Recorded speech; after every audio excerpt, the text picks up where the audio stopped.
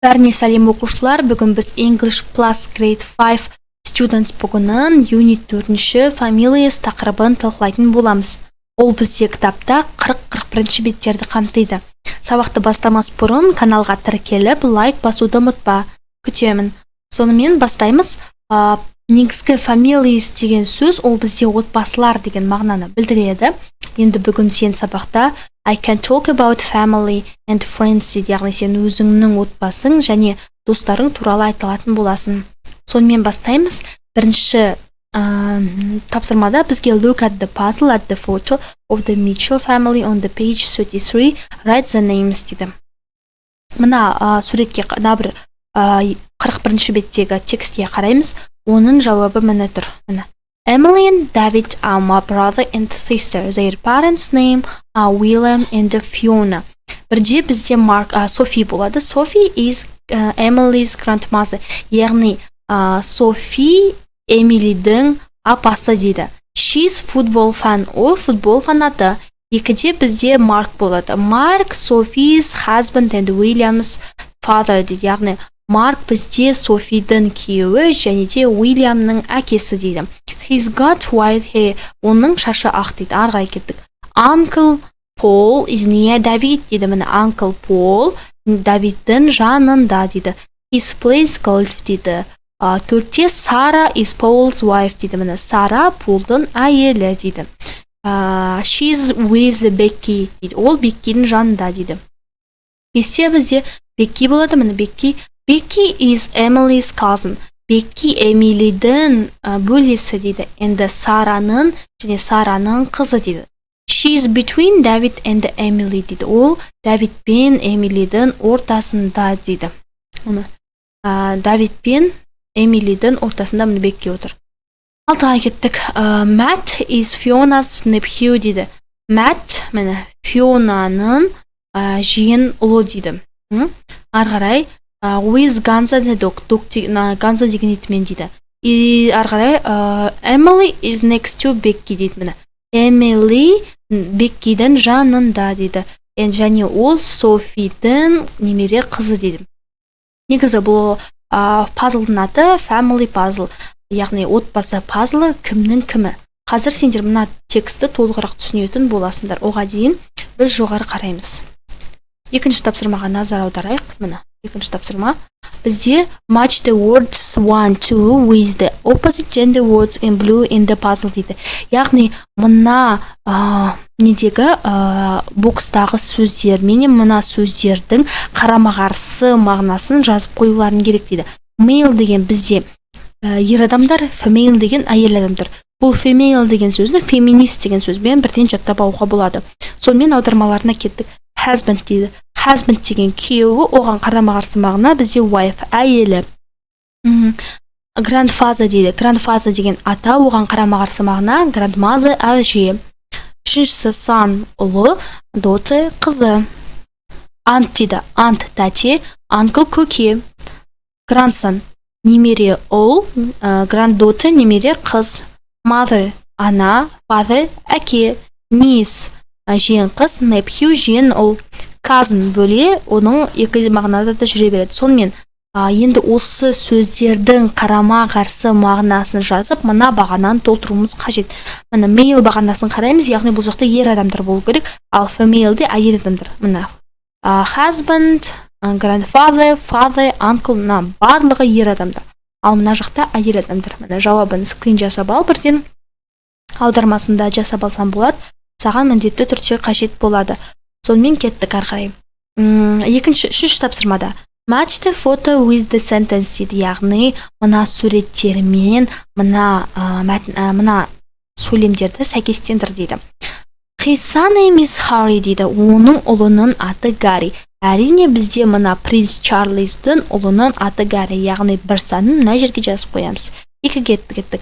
Their father is a president. Олардың әкелері президент. Яғни бұрынғы президент Американың.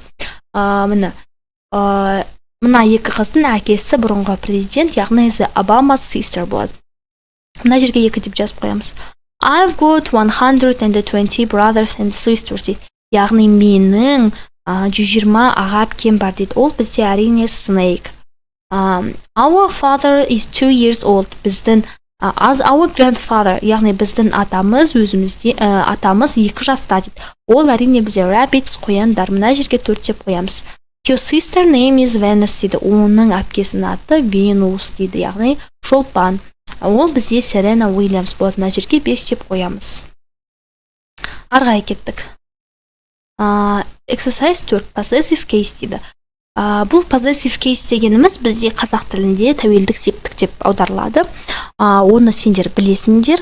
Ол бізде кімнің, ненің деген сұраққа жауап береді.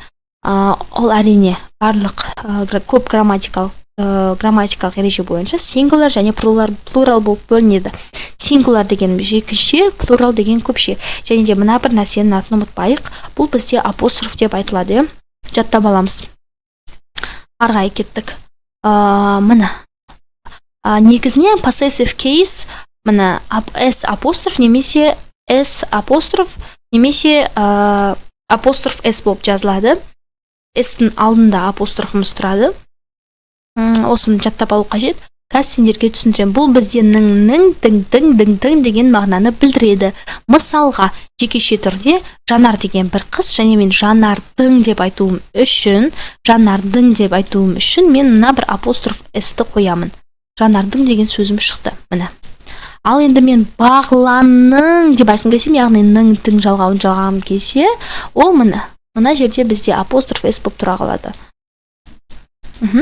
Мен әкемнің деп айтқым келсе, міне әкемнің тың жалғауы, ол міне s және апостроф s болады. Түсінікті деп ойлаймын. Мысалға мен Арманның деп айтқым келсе, Арман апостроф s, Арманс. Немесе Айгүлдің деп айтқым келсе, Айгүл апостроф s деген сияқты. Бұл бізде жекеше, яғни бір адамға қатысты болған кезде, енді көпше болған кезде қалай болады? Ата-аналардың, яғни ата-ана деген бізде онсыз да көпше ғой, ол онсыз да s-ке аяқталып тұрған сөз.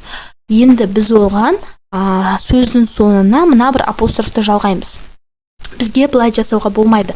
S-тан кейін тағы бір s қоя алмаймыз. Ол грамматикалық тұрғыда қате болады. Сол себепті жай ғана s-қа аяқталған сөзден кейін өзінің мына апострофын қоюымыз қажет.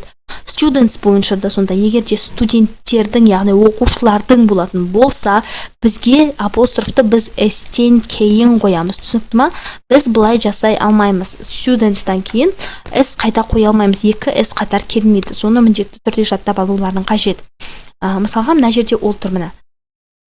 Эмили Давидтің әпкесі дейді. Эмили Давидтің әпкесі, яғни мына апостроф s тың деген мағынаны білдіріп тұр. Their parents' name are Williams and Fiona. Олардың ата-аналарының есімдері Уильям мен Фиона. Түсінікті болды деп ойлаймын. Енді ережеге назар аударайық. We use apostrophe s with the possession with дейді. Яғни мына жерде singular. Біз оны жекешемен қолданамыз. Апостроф s-ті. Ал енді мына жерде бітеді. S апострофты екеуін орналасты. Оны қай кезде қолданамыз? Оны әрине плурал кезінде қолданамыз. Ал мынаны жекешеде біз апостроф s ретінде жібереміз. Түсінікті болды деп ойлаймын. Арқарай кеттік. Енді мына тапсырмада барлығы түсінікті. Битеді. Мына отбасы пазлына қараймыз. Енді Давид Эмилидің мына s апостроф s-іміз тұр. Ағасы дейді. Қарайық, рас па? Давид Эмилидің ағасы немесе інісі екен, ол дұрыс. Енді мынаған қараймыз. Фиона Уильямның кімі? Міне Фиона Уильямның әйелі. Оны мен мына жерге жазып қойдым. Фиона Уильямның әйелі дедім. Дәл сол секілді мына нәрсені жаттап алыңдар, және қосымша мәлімет керек болса, каналға тіркеліп, тағы да possessive case туралы толығырақ мәлімет біле аласыңдар.